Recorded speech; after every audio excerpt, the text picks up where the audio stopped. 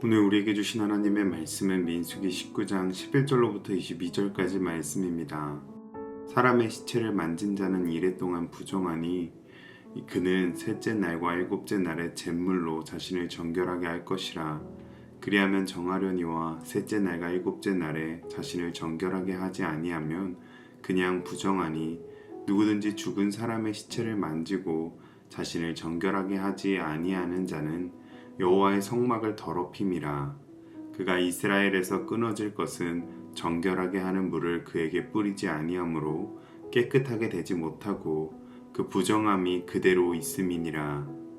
장막에서 사람이 죽을 때의 법은 이러하니 누구든지 그 장막에 들어가는 자와 그 장막에 있는 자가 이래 동안 부정할 것이며 뚜껑을 열어놓고 덮지 아니한 그릇은 모두 부정하니라. 누구든지 들에서 칼에 죽은 자나 시체나 사람의 뼈나 무덤을 만졌으면 이래 동안 부정하리니 그 부정한 자를 위하여 죄를 깨끗하게 하려고 불사른 재를 가져다가 흐르는 물과 함께 그릇에 담고 정결한 자가 우슬초를 가져다가 그 물을 찍어 장막과 그 모든 기구와 거기에 있는 사람들에게 뿌리고 또 뼈나 죽임을 당한 자나 시체나 무덤을 만진 자에게 뿌리되 그 정결한 자가 셋째 날과 일곱째 날에 그 부정한 자에게 뿌려서 일곱째 날에 그를 정결하게 할 것이며 그는 자기 옷을 빨고 물로 몸을 씻을 것이라. 저녁이면 정결하리라. 사람이 부정하고도 자신을 정결하게 하지 아니하면 여호와의 성소를 더럽힘이니 그러므로 회중 가운데에서 끊어질 것이니라. 그는 정결하게 하는 물로 뿌림을 받지 아니하였은즉 부정하니라. 이는 그들의 영구한 율례니라. 정결하게 하는 물을 뿌린 자는 자기의 옷을 빨 것이며 정결하게 하는 물을 만지는 자는 저녁까지 부정할 것이며 부정한 자가 만진 것은 무엇이든지 땅에 기업도 없겠고 그들 중에 아무 분깃도 없을 것이나 내가 이스라엘 자손 중에 내 분깃이요 내 기업이니라. 아멘. 오늘 본문 말씀에서는 하나님께서 이스라엘 백성들이 지켜야 할 정결 예식에 대한 규례를 말씀하십니다. 그런데 쉽게 이 정결 예식을 의무나 조건, 형식과 기준 정도로 오해하곤 합니다.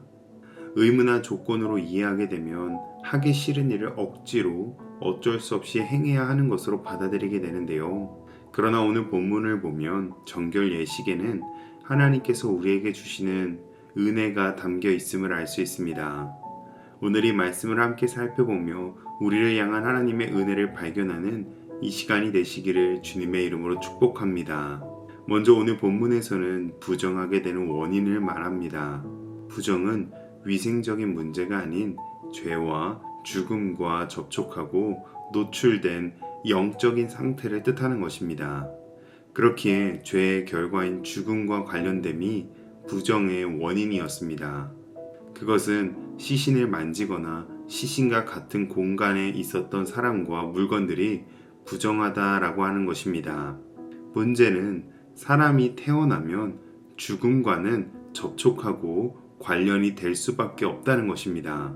그렇게 모든 사람은 부정할 수밖에 없는 것이 인생의 현실입니다. 오늘 우리는 시신에 직접 접촉할 일이 없을지라도 죄악과 죽음의 문화와 세속에 더 많이 노출되고 접촉될 수밖에 없기에 우리는 부정에 물들기 더 쉬운 시대를 살아가고 있습니다.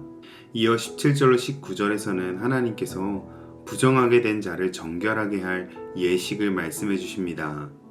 정결함을 위한 절차는 암 송아지를 태운 재를 그릇에 담아 흐르는 물에 섞고 그 물을 정결한 자가 우슬초로 뿌리는 것이었습니다.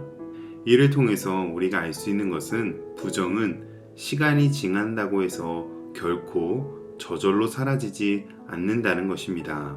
그리고 부정은 하나님께서 정하신 방법을 따라서만 나를 대신하여 정결한 이가 물을 뿌려줄 때에 제거되며 정결하게 될 수 있다는 것입니다.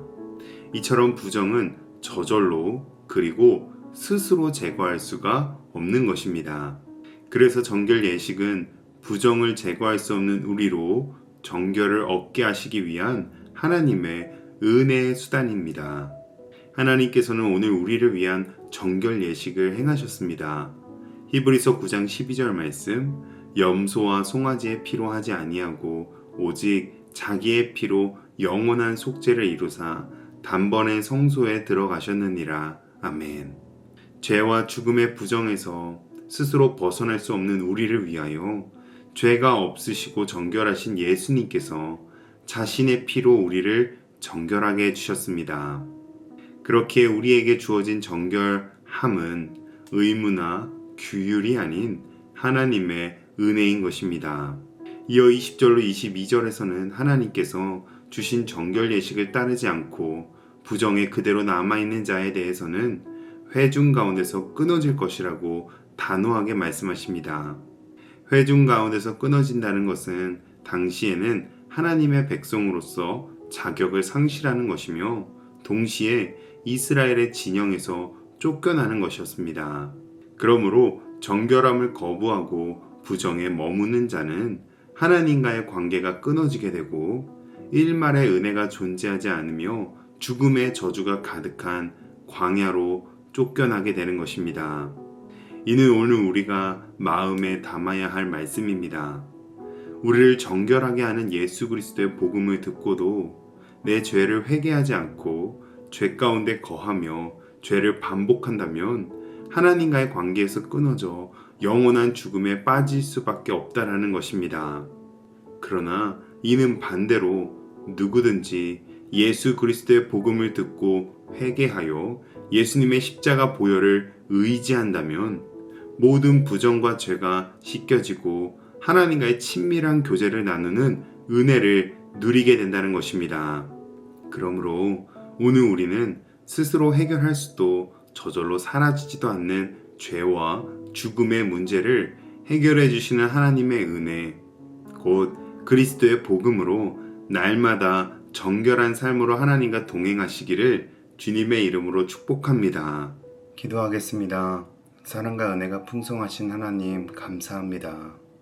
죄와 죽음에 머물며 부정했던 우리를 예수 그리스도의 보혈의 피로 정결하게 하사 의롭다 하신 하나님의 은혜에 감사드립니다. 오늘 우리 모두 이 은혜의 감격을 기억하게 하시고 날마다 그 감격과 감사로 하나님의 은혜를 풍성히 누리며 살게 하여 주시옵소서. 정결한 삶으로 하나님과 날마다 동행하는 것이 얼마나 큰 축복이요 은혜인가를 기억하게 하여 주시옵소서. 예수님의 이름으로 기도합니다. 아멘.